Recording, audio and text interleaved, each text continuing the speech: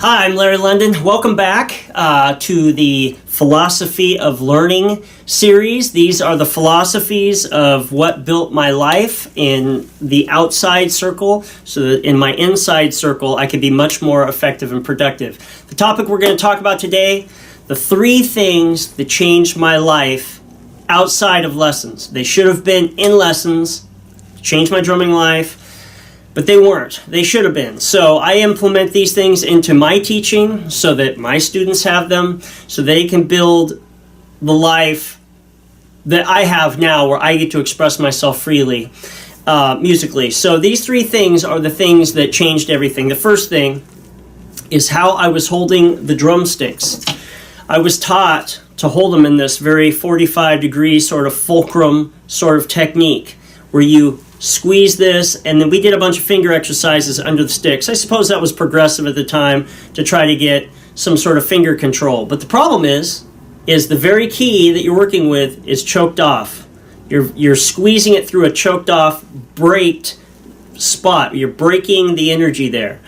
After a while, after watching a lot of people play, I was realizing there's a lot of different ways that people play depending on note groups, mechanics, rhythmic figures, positioning of voices on the drums, and so their stick is floating around in their hand a bit. And so I started doing this thing where I rolled it into the first crease of my finger so that there was a space in my hand. I never had a space in my hand before. I'd never moved my thumb before. This is something I should have been taught that I was never taught, that I just pull the stick back and fire it, and it rolls over that finger. They roll over those fingers. You can always pull the stick into your hand. That's like baby steps, what I call the white knuckle technique, where you just grab onto it. But really, you want to have the most flexibility possible because we are asking a key question, a philosophy question. Now, this is what happens when you have a philosophy major teaching the drum set, is you get down to the most basic philosophy, and sometimes the basic philosophy question is wrong. And so it's the least efficient thing that you could be doing. This is not very efficient to squeeze it through this space. No matter what you do back here, you're squeezing it through. It's not very efficient. But you're basically asking a question. The basic question, philosophy-wise, that you're asking yourself is, what can I make a stick do? Can I make it do 1? Can I make it do 2? Can I make it do 3? These are like the trap of a question that seems like the right question. Seems like the right question. We play this game and it's like crawling. We're crawling to the storm. We're expert crawlers. We've crawled. Our whole family's crawled. We've crawled for generations. We're really good at it. But the problem is that you are still fighting this thing that you are squeezing through. So a better question than what can I make a stick do is, what will a stick do for me? So I was working in a music store. I bought all the sticks that Vic Firth made of all the sizes. And when I was doing the drum-off competitions, it was 5 minutes at a time. I would line them all up, and I would play the entire solo down with these sticks. And I'd play the next time, I'd play it with the next pair and the next pair. And I figured with all these notes and all this different kind of mechanical necessity, I would be able to figure out what size sticks worked best for me. And so in the middle of that process, I started taking sticks and doing the thing I'd never done, which is just drop them on a practice pad and see how much a stick will bounce for me without me doing anything. If a stick will bounce up to here, just by gravity, and it'll bounce back up to here, then what do I have to do to get the stick to bounce to here where I don't have to fight gravity at all? This changed my life because now all I have to do is tap it, let go of the stick basically, and it bounces right back up. It's kind of like throwing a ball. You throw a ball at the wall, and it bounces back. You don't run over to the wall and touch it and bring it back. You actually spring and let it go. And that's what you do with your hand, is you spring it, the stick goes forward, your hand is relaxing while it goes forward, and it comes back. That changed my life. It changed my life because I asked a better question. Not, what will a stick do for me? Sorry, not what can I make a stick do, but what will a stick do for me? So a better question seems so obvious. They always say about innovation that it seems so obvious after. That's the true test of innovation, is we all just go, well, that should have happened. Well, the obvious innovation is to see what a stick will do for you and then to just assist it. Then you have a synergy with the stick and it works for you. That was number one, changed my life. I ask a different question, I get different results. Now, for some reason on my feet, it had always been right. Maybe it's because I was like the shortest kid in my class. I was little Larry London, and I just could barely reach the pedals, and my feet would land on the pedals in this sort of way like this, where my toe was here on the pedal, in the middle of the pedal. That allows the pedal to breathe, just like your stick breathes, if you're in the middle of the pedal and you spring your foot. I'll have videos on these so that you can see exactly what I'm talking about. But if your foot's all the way up here, you have to move that much to make it work. And if it's here, you only have to move that much to make it work. And a pedal, it really is about that much. So your foot's way more powerful than that pedal. The problem is to get coordinated enough to spring your foot, tap, and get out so the beater bounces back, just like your stick bounces back. And for some reason, I had always had those things lined up. So my feet were always lined up right. I had to actually relearn the way I was taught with my hands to be more flexible, because you can always pull it into your hand if you need to, but really to let the stick have control is the biggest thing. So number one is I had to ask a better question to get my technique right for my hands and my feet. The second thing was how I was reading music. Now, I had a drum instructor who was teaching me through all these different books, and they were all 5-line books, and 5-line is what you see all the time. There's 5 lines like a piano staff. So what happened is that piano's been around over 300 years, and somebody said, hey, how do I learn drums? And the piano guy goes, well, here, let me get some manuscript, and it's piano manuscript, and it had 5 lines on it. He goes, well, just pretend this one's a snare drum, and that one's a bass drum, and some cymbals, and that'll be your staff. And so we've accepted that all of this time. It is my life's goal to switch everyone out to a different level of thinking. So the level of thinking that you have when you have 5 lines is, how do you write music for a drum set? This is the philosophy question that's at the bottom. How do I write music for a drum set? Sounds like a completely logical question. We've been choking on this question for decades and decades. So somebody came along and asked a better question. I'll get to that. So I was buying all these books, had a couple hundred books. I'll explain that in another video. And I came across a book from Bill Noreen, and it was in 2-line. Now, I had talked to my drum instructor because I had all these toms, 8, 10 toms. And I said, hey, how do I put music for these toms in there? There's not enough lines. He goes, well, you're going to have to write more lines for more toms. And I go, well, where do the bass drums go? Well, you have to have lines down there. And I go, well, I play double bass, but you're going to have 2 lines for your double bass. And I was like, well, I've never seen anything like that. Where do my cymbals go? Well, I guess you have to write lines over the top for cymbals. So I started writing these 15-line staves of music, printed a ton out, started writing them. But you can't tell what line that is when you get over there. You can't tell if that's line 12 or 13 or 15 or 14. It's so confusing. It's so confusing, and this is why you don't see lots of voices in drum music on 5-line staff. It just is a nightmare to read. So, flash forward to when I got this book. I got this book by Bill Noreen Jr., is author from Berkeley. He said he had this book. It was written in 2-line. It was all hand done, and it freaked me out. And I said, well, I don't know. I'll do these other books. I'll get to it. Then I got another book from Elliot Fine. He had a fantastic book in 2-line. These books changed my life because somebody had asked a better question. I knew there was something wrong with drum music all along. I basically went, Jim, well, if I have to have all these lines for the staff to my drum instructor, that's so huge. I don't know. I've never seen anything like that. And he said, I don't know. Either have I. That should have told me everything right there, that there's something wrong with the system. I just couldn't figure it out. Somebody else figured it out. I would have given anything to figure it out. Somebody figured out that if you just have 2 lines, it answers all the problems because it asks a better question. Here's the better question. Instead of asking, how do I write music for a drum set, you ask yourself a much better question, a much deeper philosophy question. How do I write music to me? 2 hands and 2 feet. No matter what the drum set is, you always have 2 hands and 2 feet. So the upper line is your hands, and the line below it is your feet. And that is how simple it is. I have 5-year-old kids who learn this in 5 minutes.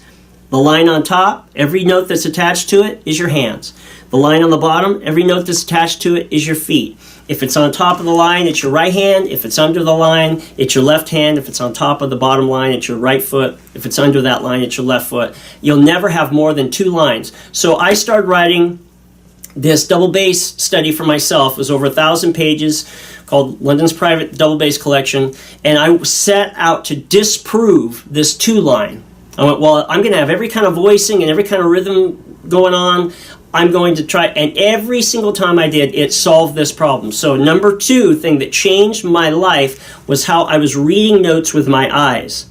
Super simple. So simple, I got kids who learn it just like that. Everyone understands it right away. When they come to lessons, they're a little afraid about reading music. And I go, trust me, as soon as you see this, and they look at it and they go, is that it? I go, that's it.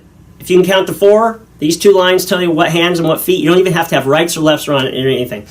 I'll have a video on that, so please check that out. That's number 2 that changed my life. Number 3 thing that changed my life is that the drum set is made in a certain way. Now, it was not made by scientists, okay, of movement. It just evolved out of the orchestra pit with all these different instruments, and one guy crammed in, and they brought over a bass drum, and pretty soon, next thing you know, they got this pedal on a bass drum, they play with their foot, and then they had this thing called a sock hat that was playing this way, like people playing cymbals like this, and somebody put it up as a hi-hat.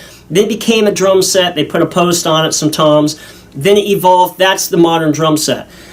It is a mistake for movement. And I will have a video on this. You will want to check this video out. And so this changed my life is when I saw Billy Cobham and Simon Phillips do clinics when I was in Seattle, going to college, back to back. I'd never seen anyone play open-handed.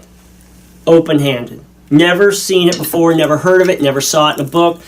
Open-handed changed my life. And the reason it changed my life is because now my hand is open to the entire drum set, and this hand is open to the entire drum set while I'm playing a groove. Otherwise, my hand is stuck on the farthest left instrument, and my hand is stuck under my other hand, and I have to leave the groove to play a fill. So it's like groove or fill or nothing.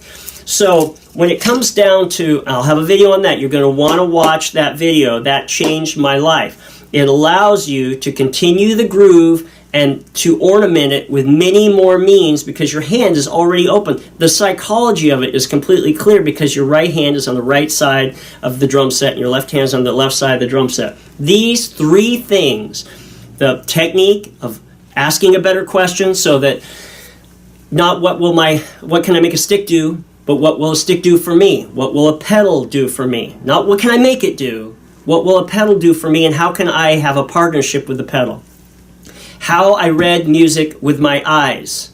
Huge, huge benefit when you have all these notes to have it as simple as possible. You'll never have more than 2 lines, no matter how complicated the drums are, only 2 lines. So when I'm on my mirror kit, playing the linear squared, it's still only 2 lines. It is so much easier to read. There are examples of that in the Great Start Answers book, side by side, 5-line and 2-line, and you'll see exactly what I mean.